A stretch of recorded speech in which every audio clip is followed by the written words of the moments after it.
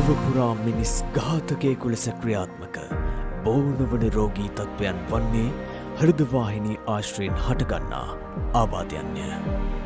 ඒ ආශ්‍රයෙන් වසරකට ගෝලීයව සිදුවන මරණ ප්‍රතිශතය 30% බව ලෝක සෞඛ්‍ය සංවිධානය පෙන්වා දී ඇත. ශ්‍රී ලංකාවේද මේ තත්ත්වය ඉහළ ප්‍රතිශතයකි.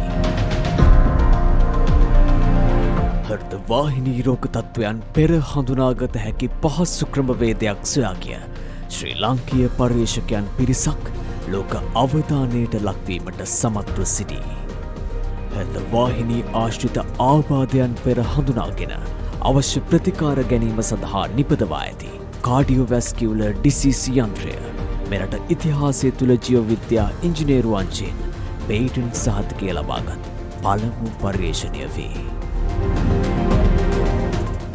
එම කාඩියෝවැස්කියුලර් ඩිසීසස් යන්ත්‍රය මගින් විනාඩි 15ක් වැනි කාලයක් තුළ පුද්ගලයෙකුගේ රුධිරවාහිනී ආශ්‍රිතව ඇති ගැටලු හඳුනා ගැනීමේ හැකියාව පවතී.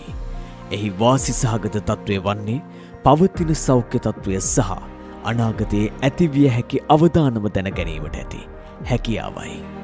දැනට රෝගී තත්ත්වයන් හඳුනා ගැනීමට භාවිත කරන එන්ජියෝග්‍රෑම් ක්‍රමයට සිදු කරන පරීක්ෂණ සඳහා අධික මුදලක් වැය වන අතර විශාල පිරිසකට පොරොත්තු ලේඛනයේ රැඳී සිටීමට සිදුව ඇත.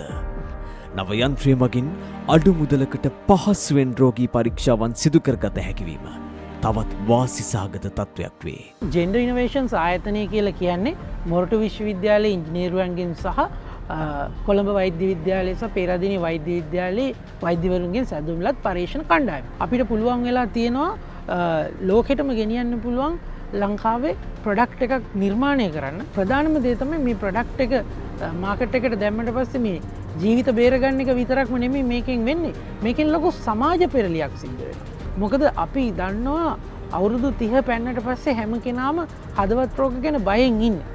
මොකද හදවත් රෝග නිසා අපිට අපේ මැදිවියේ ඉන්න ගොඩක් අය නැති වෙනවා. හැබැයි ඒ නැති වෙන අය නිසා රටක ආර්ථිකයට ලොකු හානියක් වෙනවා වගේම පවුලක ආර්ථිකයට ලොකු හානියක් ඒ පවුලේ ආරක්ෂාවට ලොකු හානියක් සිද්ධ වෙනවා. ඉතින් මේ කියන දේ අපිට මේ ලෝකෙන් නැති කරන්න පුළුවන් කියන එක තමයි පරීක්ෂණ කණ්ඩායමක් විදියට අපේ විෂන් එක. මෙම සොයා ගැනීම වෙනුවෙන් ජපානය සහ ශ්‍රී ලංකාව තුළ පේටන්ට් සහතික හිමිවීම වාසි සහගත තත්ත්වයකි. මෙම යන්ත්‍රය ක්‍රියා කරවීමේදී ක්ලවුඩ් බේස්ඩ් සිග්නල් ඇනලිසිස් ක්‍රමවේදය සහ ඇල්ගොරිතම් ක්‍රමය මගින් මේ ක්‍රියාත්මක වීම නිසා ශරීරය හරහා කිසිදු අහිතකර කිරණක් ගමන් නොකිරීමද වෛද්‍ය විද්‍යාත්මකව වැදගත් පියවරකි. මෙම යන්ත්‍රයෙන් ලබාගන්නා දත්තවල නිර්වද්‍යභාවය 80% ඉක්මවන බව විද්‍යාත්මක සහ සායන පර්යේෂණ ප්‍රතිඵල මගින් තහවුරු කර ඇත. මෙම පර්යේෂණ ප්‍රතිඵල මේ වන විට ලොව ප්‍රධානතම වෛද්‍ය ඉංජිනේරු සහ ජීව විද්‍යා වෙබ් අඩවියේ එළිදක්වා ඇත. මෙම කාර්යයේ උපදේශකත්වය සැපයීමේ කාර්ය මහාචාර්ය සරෝජ් ජයසිංහ, මහාචාර්ය බන්දුල විජේ, මහාචාර්ය ගොඩ්වින් කොන්ස්ටන්ටීන් දායකත්වය සපයා තිබේ. රජයක් විදියට අපිට දෙන්න පුළුවන් අත්වල මොකක්ද කියලා කල්පනා කරොත් අපි මුලින්ම බලන්න ඕනේ අපි මොකක්ද මේ නිර්මාණය කරලා තියෙන එක. මොකද නවෝත්පාදනයක් මේ වගේ ලෙවල් එකකට ඩිවෙලොප් කරපු එකක් බයෝමෙඩිකල් ඉංජිනේරින් ෆීල්ඩ් එකෙන් ලංකාවේ කවදාවත් අපි කරලා නැහැ. ඉතින් මේ වගේ එකක් අපිට මාකට් එකට ගේනකොට එකක් තමයි අපිට මේ රෙගියුලේටරි ප්‍රොසෙස් එක තියෙනවා. ඒ වගේම අපිට ගොඩක් ෆන්ඩ්ස් ඕන වෙනවා විශේෂයෙන්ම නැෂනල් ලෙවල් එකේ සහ ඉන්ටර්නැෂනල් ලෙවල් එකේ ග්‍රාන්ට්ස් මේකට අවශ්‍ය වෙනවා. ඉතින් අපිට ආරම්භක ලෙවල් එකේදී අපිට ජාතික විද්‍යා පදනම් වගේ ආයතන වලින් අපිට ග්‍රාන්ට්ස් දීලා අපිට උදව් කරා.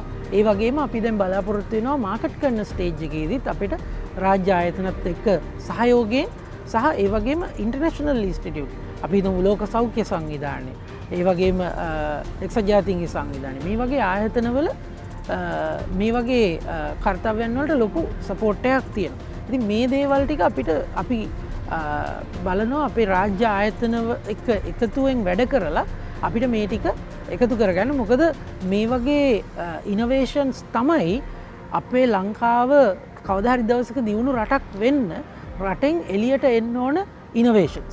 අපිට ආඩම්බරෙන් කියන්න පුළුවන් ජපානයේ පේටන්ට් තියෙන ප්‍රොඩක්ට් එකක් අපට ලංකාවෙන් ඩිවලප් කරන්න පුළුවන් වුණා කියලා. ඒ වගේම තමයි ඇමරිකා එක්සත් ජනපදයේත් අපට මේකට පේටන්ට් රයිට්ස් තියෙනවා. මෙම වෛද්‍ය පරීක්ෂණ යන්ත්‍රය යොදා ගන්නා ආයෝජකයෙකුට වැඩි ඵලදායීතාවයක් සහිතව අඩු පිරිවැයක් දරමින් වඩාත් සාර්ථක ප්‍රතිඵල අත්කරගත හැකි වේ.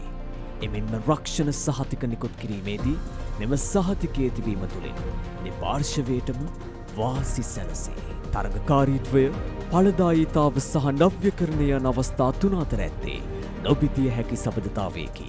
නව පර්යේෂණ දිරිගන්වමින් නවෝත්පාදන තරගකාරී වෙළඳපළට ඉදිරිපත් කරමින් ඉහළ ආර්ථික පුනරුදයක් ඇති කිරීමට නම් සියලු රාජ්‍ය ආයතන නවෝත්පාදනකරුවන් හට ඔවුන්ගේ ඉලක්ක වෙත ළඟාවීමට සහයෝගය ලබාදීම ඉතා වැදගත් වේ.